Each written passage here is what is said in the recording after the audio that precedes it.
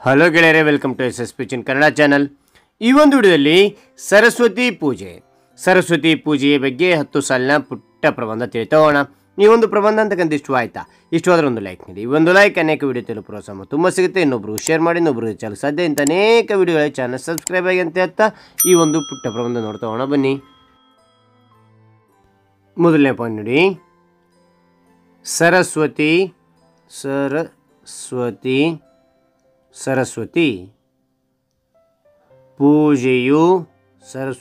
ಪೂಜೆಯು ಹಿಂದೂಗಳ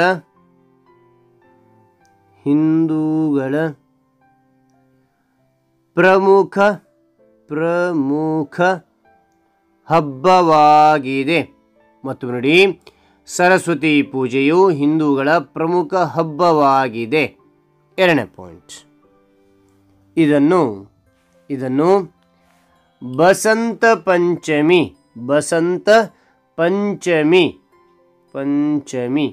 ಎಂದೂ ಕರೆಯುತ್ತಾರೆ.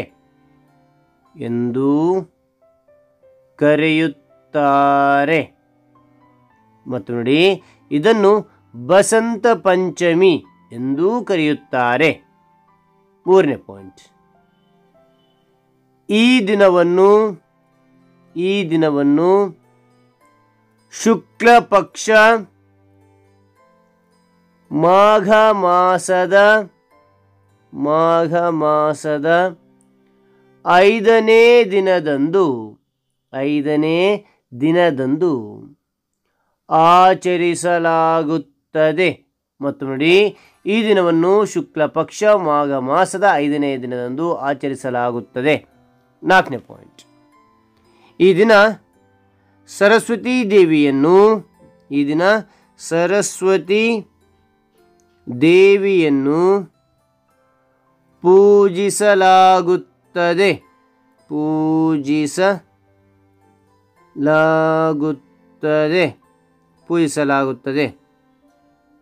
ಓಕೆ. ನಂತರ 5ನೇ ಪಾಯಿಂಟ್, ಸರಸ್ವತಿ ಜ್ಞಾನ ಮತ್ತು ಕಲೆಯ ದೇವತೆ. ಮತ್ತು ನೋಡಿ, ಸರಸ್ವತಿ ಜ್ಞಾನ ಮತ್ತು ಕಲೆಯ ದೇವತೆ. 6ನೇ ಪಾಯಿಂಟ್ ನೋಡಿ, ಈ ದಿನವು ವಿದ್ಯಾರ್ಥಿಗಳಿಗೆ ಬಹಳ ಮುಖ್ಯವಾದ ದಿನವಾಗಿದೆ. ಮತ್ತು ನೋಡಿ, ಈ ದಿನವು ವಿದ್ಯಾರ್ಥಿಗಳಿಗೆ ಬಹಳ ಮುಖ್ಯವಾದ ದಿನವಾಗಿದೆ. 7ನೇ ಪಾಯಿಂಟ್, ಈ ದಿನದಂದು ಶಾಲೆಗಳಲ್ಲಿ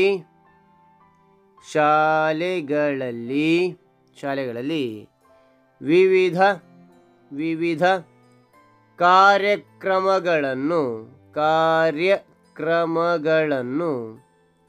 ಆಯೋಜಿಸುತ್ತಾರೆ.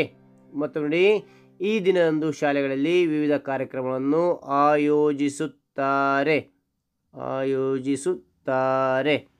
ಓಕೆನಾ? ನಂತರ 8ನೇ ಪಾಯಿಂಟ್ ನೋಡಿ, ಈ ದಿನ ಜನರು ಹಳದಿ ಬಟ್ಟೆಯನ್ನು ಧರಿಸುತ್ತಾರೆ ಮತ್ತು ಹಳದಿ ಹೂಗಳಿಂದ ಮಾತೆ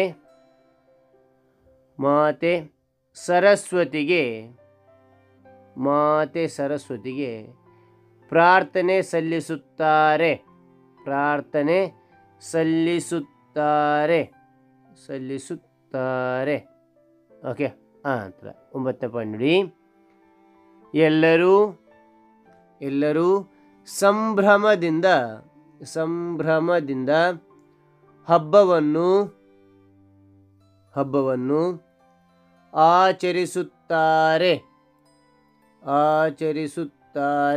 ಎಲ್ಲರೂ ಸಂಭ್ರಮದಿಂದ ಹಬ್ಬವನ್ನು ಆಚರಿಸುತ್ತಾರೆ. 10ನೇ ಪಾಯಿಂಟ್, ಈ ದಿನದಂದು ನಾವೆಲ್ಲರೂ ನಮ್ಮ ಉತ್ತಮ ಭವಿಷ್ಯಕ್ಕಾಗಿ ಈ ದಿನದಂದು ನಾವೆಲ್ಲರೂ ನಮ್ಮ ಉತ್ತಮ ಭವಿಷ್ಯಕ್ಕಾಗಿ ಪ್ರಾರ್ಥಿಸುತ್ತೇವೆ. ಉತ್ತಮ ಭವಿಷ್ಯಕ್ಕಾಗಿ ಪ್ರಾರ್ಥಿಸುತ್ತೇವೆ. ಓಕೆನಾ? ರೈಟ್. ಹಾಗಾದ್ರೆ ಈ ಒಂದು 10 ಸಾಲಿನ ಪುಟ್ಟ ವಿವರಣೆ ಅಂತಕ್ಕಂಥ ಇಷ್ಟು ಆಯಿತಾ? ಇಷ್ಟವಾದರೆ ಲೈಕ್ ಮಾಡಿ, ಇನ್ನೊಬ್ರಿಗೂ ಶೇರ್ ಮಾಡಿ, ಇನ್ನೊಬ್ರಿಗೆ ಚಾನಲ್ ಸಾಧ್ಯ ಅಂತ ಅನೇಕ ವಿಡಿಯೋಗಳ ಚಾನಲ್ ಸಬ್ಸ್ಕ್ರೈಬ್ ಆಗಿ ಅಂತ ಹೇಳ್ತಾ ಮತ್ತೊಂದು ಹೊಸ ವಿಷಯದೊಂದಿಗೆ ಮತ್ತೊಂದು ಹೊಸ ವಿಡಿಯೋದಿಂದ ಭೇಟಿ ಆಗ್ತಾನೆ. Thank you for watching. Bye.